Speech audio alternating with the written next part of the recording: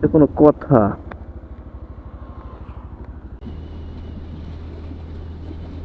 আজকের ওয়েদারটা খুব মিষ্টি।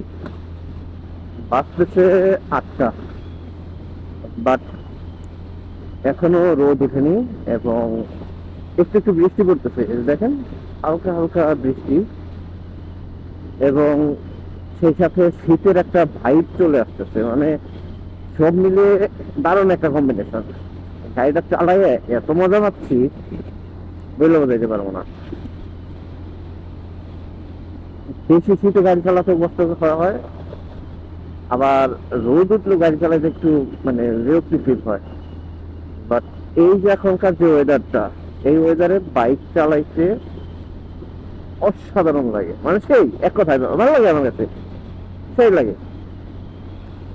তো স্পিড লিমিট 40, আমার যেটা 75।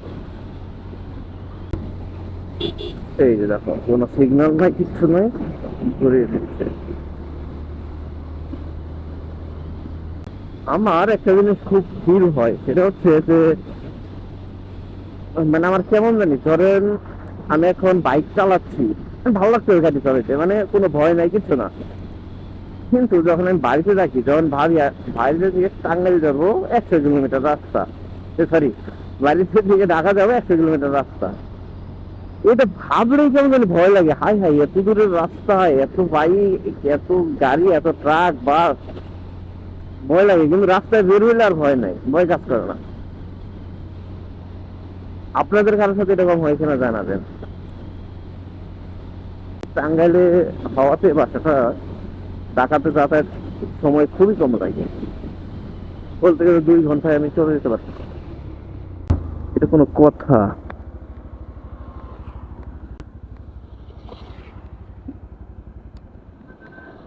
এভাবে কেউ গরু মেরে ফেলে দিয়ে যায়?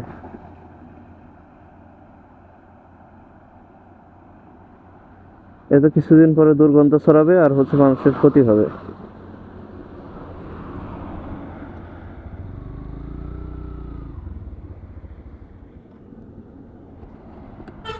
এ চাচা,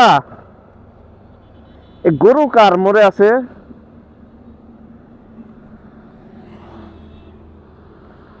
এটা কার? এটা কি ট্রাকে থেকে ফেলাইছে নাকি রাস্তা পার হওয়ার সময় মরছে?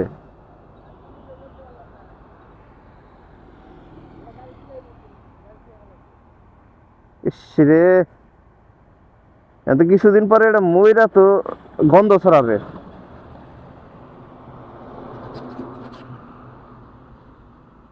আহ, এত বড় জিনিস।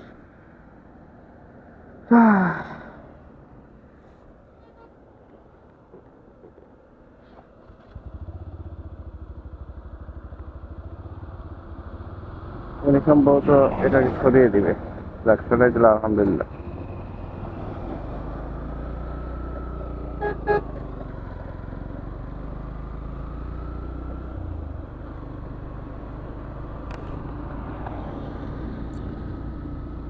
রাস্তাঘাটে কুকুর মরে থাকতে দেখছি অনেক, কুকুর, তারপরে মুরগি,